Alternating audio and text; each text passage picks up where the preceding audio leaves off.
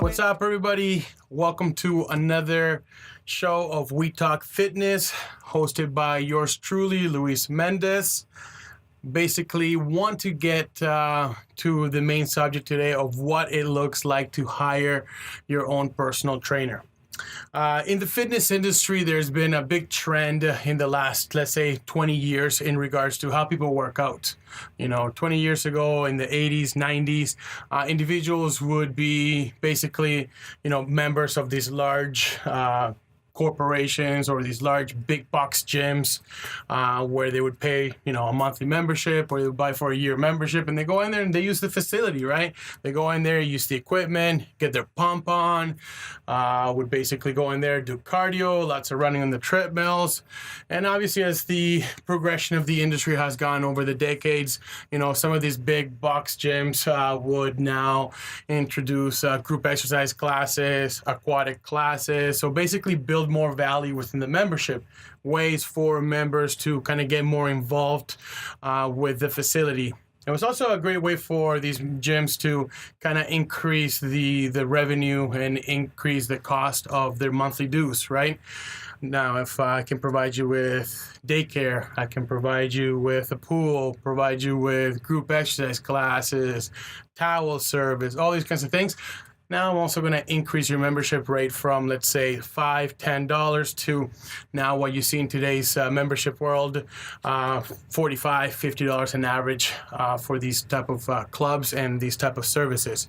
All great, all good. That type of membership is something that I myself have used in the past. I've worked under that facility model and that business model, and it's all good. I'm pro fitness. We're pro fitness here in this show, and we want to make sure that at the end of the day, people are being empowered to go out there and exercise and work out.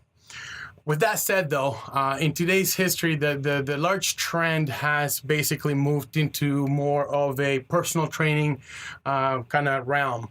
Individuals actually going and hiring a professional, somebody who, is certified, knowledgeable, full-time career is based on coaching clients to helping them, whether it's to lose weight, increase muscle, increase energy, be healthier, more fit, whatever. The list goes on into why the reason some people would hire a personal trainer.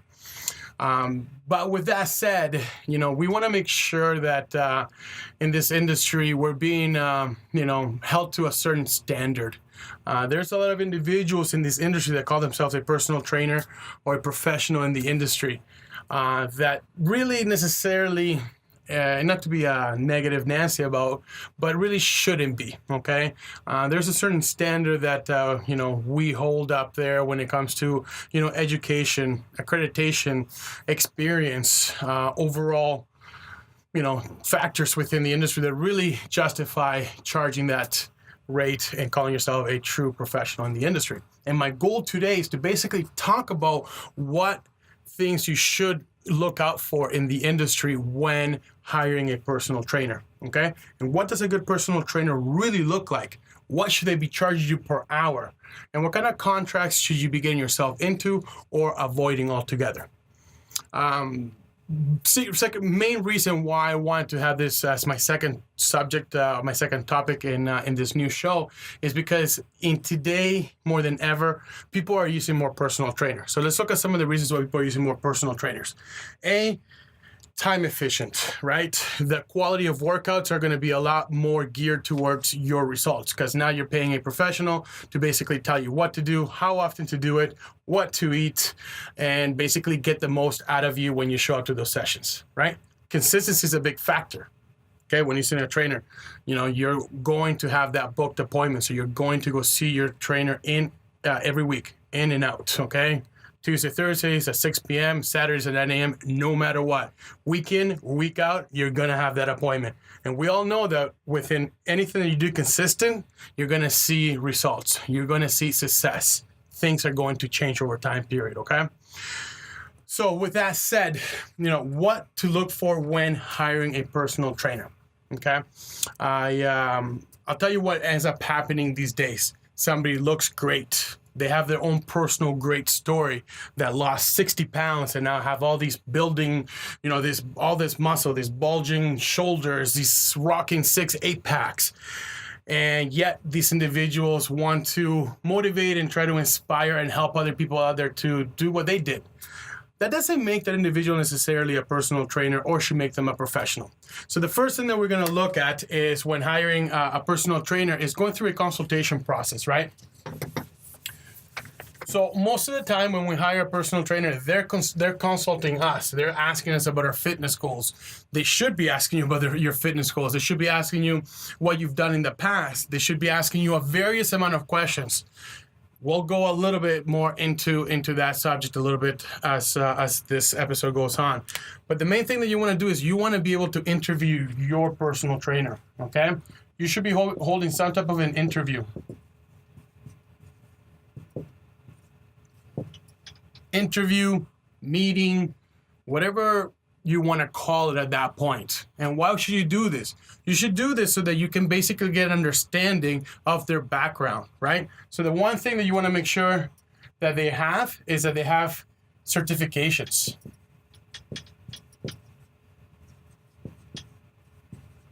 Okay? They have some type of, degree, whether it's in human kinetics, whether they went to college and got a diploma with some type of a health sciences, education. Most of those college diplomas are 2 years long. Obviously, university, you have a lot of, with their Bachelor of Human Kinetics, they have a lot of background with biomechanics and just all kinds of different specialties in that realm, okay? I'll be honest with you, education is education when you're paying a university or college. Some people say, oh, because you went and you got a university degree, it's much greater. Yes, of course it is, but that doesn't mean they're going to be better than somebody who went and got a 2-year diploma. Or somebody who has been in the industry for, let's say, somebody like myself. I went to school and I studied political science. What am I doing in the fitness industry, right? Well, I myself have been in the industry for just over 10 years, but I have over 10 different certifications in the industry. So every year I go to fitness conferences. Every year I go and get different types of certifications that allow me to become very educated and knowledgeable in certain aspects of fitness, whether it's nutrition, whether it's actually myofascia, or whether it's strength training, whether it's whatever it may be. The fact that you're going out there and you're paying somebody to certify you, okay? Usually these individuals are very credited, and the education process to give you that credit is also knowledgeable and is, recognized in our industry, okay? So, and degree. There's no specific 1, 2, or 3, okay? It's just, those are some of the things that you want to make sure you see. The key to this process, though, that I find is a lot of times people will tell you they have these things and they've done these things.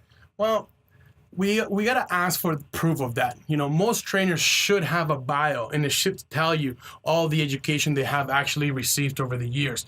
Some really good trainers do a very good job of having a binder where they have all these diplomas or they have these certifications basically printed out, signed, stamped, approved of what they have done. So the key to this aspect of it is actually getting the proof, okay? Make sure they're showing you that, okay? Why is that important? Personal training is not cheap. Everybody always tells us personal training is not cheap. Well, anything worth buying, anything worth getting in life is usually not cheap, okay? Good work doesn't come cheap. Cheap work doesn't come good, or whatever that saying goes like. It's the same thing here, okay? You want to make sure that your hard-earned money should be going to somebody who has paid money into the industry, into educating themselves, but also has put in the hours to read, learn, sit in conferences, and be taught by professionals in the industry, okay?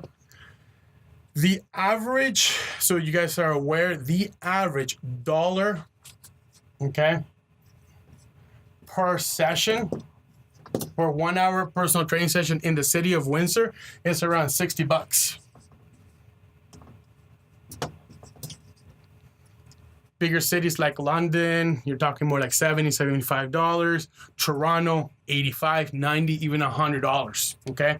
I know individuals in the Toronto area that charge up to $150 for a single personal training session.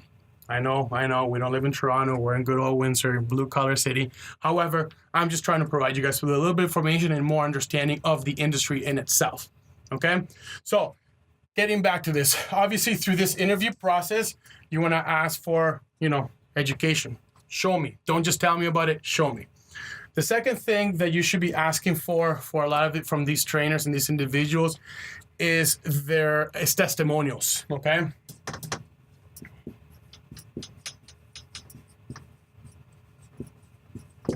In today's day and age of video, of internet, of Facebook and Instagram and all these kinds of things, testimonials are a lot easier for trainers to have.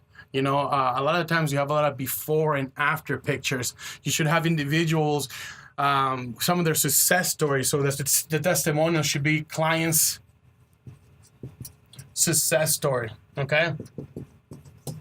Telling you from their own word, from their own writing. Videos are always the best, by the way. Anybody can put a couple pictures together and write something up and tell you that came from that client's mouth, right? But telling you, their experience, what they enjoyed the most about that trainer, okay? What the results were driven. Because ultimately, when you're paying this kind of money, when you're paying $60 an hour on average, you want to make sure that at the end of the day, you're getting your results, okay? And I'll talk to you guys a little bit more about the difference between personal trainer and actual, coach, okay? So with that said, do your homework. Get testimonials from your clients. Most of our clients over at True Fitness, for a year of personal training at an average of about, 2 to 3 sessions a week are paying about $500 a month. So you do the math, that's $6,000 in a year, $5,000 to $6,000 a year they're paying for personal training. We want to make sure that we justify that value and demonstrate this to them, okay? Third thing that a lot of people sometimes don't do when it comes to the personal training is asking them what their plan would be. What is the plan, okay? So I want to lose 35 pounds. I want to rehab my knee because I just had an ACL tear 5 months ago. At the same time, my energy levels suck. I don't sleep well, and I'm always stressed out. Those are basically, I need a whole revamp in regards to my whole health and wellness. What's the plan? What does month 1 look like? Okay. What does month 6 look like? What does month 12 look like? Okay. When you have significant fitness goals like that, they take time. They take time to accomplish. The body has to go through movement adaptation. We have to go through behavioral change. Sometimes it takes us a month or 2 before we actually even get in a good and a good groove of getting into a schedule and making it to the gym. So with that said, what does this month look like, right? So that we can see overall success once again. Okay. Put the trainer on the spot. What kind of programming am I going through? Okay. If the trainer sits there, I'm like, oh, well, we're just going to do this kind of workout. And I'm just going to push you through here. And I'm going to push you through there. And I'm going to make you sweat and all that kind of stuff. That's not, that trainer does not know programming good enough to be able to tell you what type of program you should be in month 1 versus month 6 or month number 12. There should be hypertrophy style workouts where you're recruiting new muscle weight to the body. There should be, thermogenic burn phases where now you're doing interval training, you're doing circuit training to increase the caloric output and be able to lose more body fat. There should be strength training workouts where you're working at in a rep range that is going to increase the amount of weight you move, okay? And such so on, okay? That trainer should be able to tell you these things specifically, okay? Those plans, so going back to the plan, every trainer should be covering what we call our 4 pillars of health and fitness, okay? Which is what I just said, strength training, okay? What the trainer does inside the workout within that 1 hour workout. They should be telling you what your cardiovascular program should look like. If you have a trainer that grabs you and puts you 15 to 20 minutes every session into a cardio machine, please fire that trainer because you can do that on your own. All right. No trainer should ever be putting their client on 15, 20, 25 minutes of cardio during their actual paid hour. That's just a big no-no. I can put you in a machine and have you do that after the workout. Okay.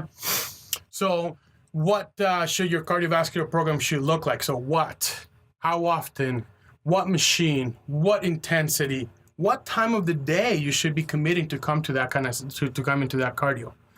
The other thing that you want to make sure that you get is also your nutrition programming, We're not, most personal trainers out there are where, we have a base knowledge of nutrition, of, what to eat, how to eat.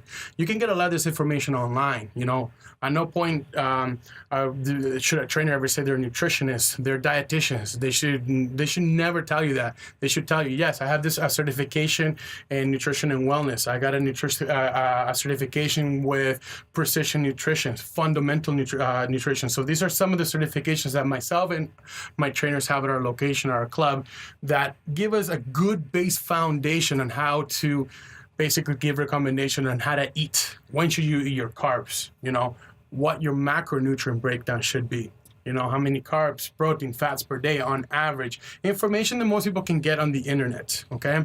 We do at times have to basically refer out to some of these dietitians or nutritionists because they might have some type of hormonal imbalances that it's just outside of our scope of practice. But yet, a true professional trainer should be able to have those resources to give you that guidance and advice, okay? So, lastly, the last pillar of fitness and health that we're looking for should be your health and wellness, okay? Your overall lifestyles. So if you're a mother of 3 kids and it's already hard enough for you to get into the gym to do that extra cardio, well, maybe your cardio would be 1 or twice a week. You're going out with the kids and you're playing soccer, or you're going up a climb. Okay, you're going to take them for a walk, or whatever the case may be, something that kind of matches your overall lifestyle. Okay. When it comes, so just to review real quick, interviewing your personal trainer is very, very important. Okay. That's the main way we want to go about it. They shouldn't just be interviewing us. They shouldn't just be interviewing you, asking you what your fitness goals are, asking you, how much you want to lose, see how you move. That, you should be also asking these questions. Look into their certifications, look for some testimonials, and figure out what the plan at hand that they would put you in would be. Okay?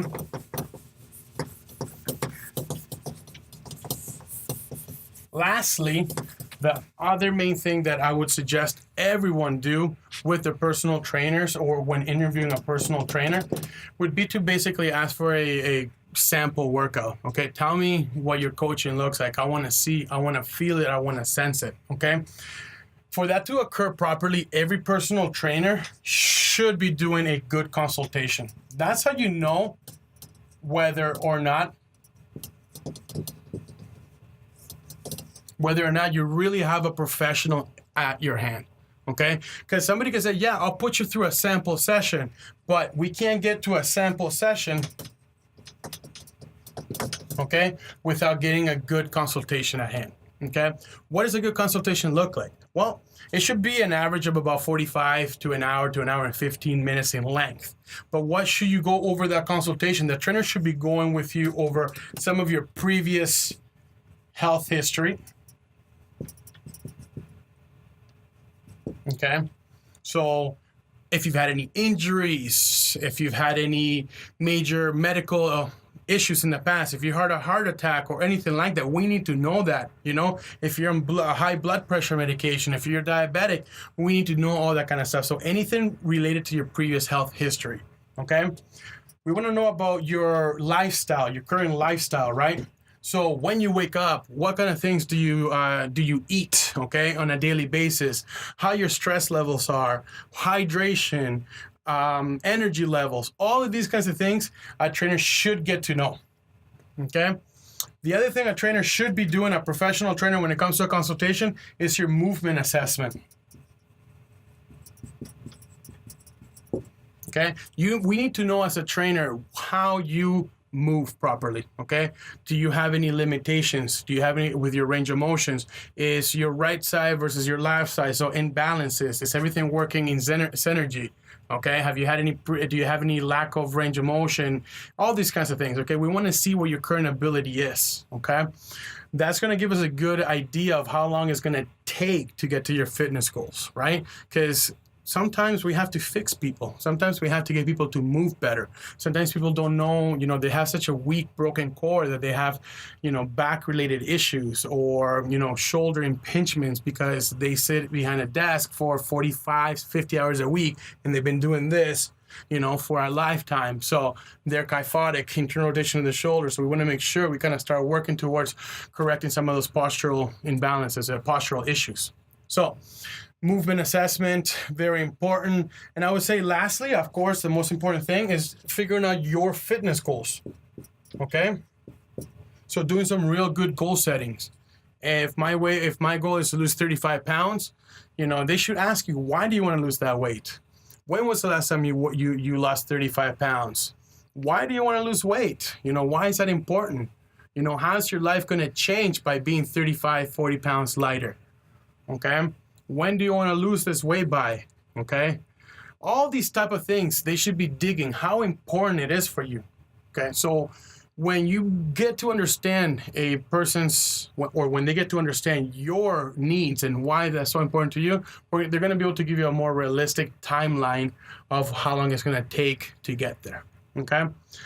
So overall, I hope that within some of the things I've covered and I've shared with you today in the last 20 minutes or so, you feel more empowered to go out there and seek for some help, okay, when it comes to your physical fitness health needs. Trainers out there, good professional trainers out there will help you. They will be worth every single dollar that you spend. Okay, there's no better investment than the investment you make into your overall health and wellness. I know that. Okay, I paid for training myself. Okay, and with that said, when you feel better, when you're more confident, when you look the way you want to look, when you live in less pain, can you really put a value on that? Especially if it's for a temporary time period, right? We live in a society that often, we value materialistic things, the car we drive, the rims you put in a car, the TV that you bought for your house, the nice leather couch you might have bought, even though the last couch you had was just as nice. So these are just some of the things in my 2 cents in the entire subject of whether or not a personal trainer is worth it or not. Well, I'm telling you it is. And if you're one of those individuals that is struggling with their weight, with their health, with, energy levels, any of those kinds of things, go get a trainer. You will see results and it'll be the best money you can invest in yourself. With that said though, take these tips that I'm telling you and put them to practice. Interview your trainer, find out if they're, accredited. Find out, if they have testimonials, whether they've done a consultation on you, and whether, they can show you a little bit of what they have in sampling what a session would look like. All right. Thanks for watching today. That's our second episode here on what you should look for in a trainer. Thanks a lot, guys.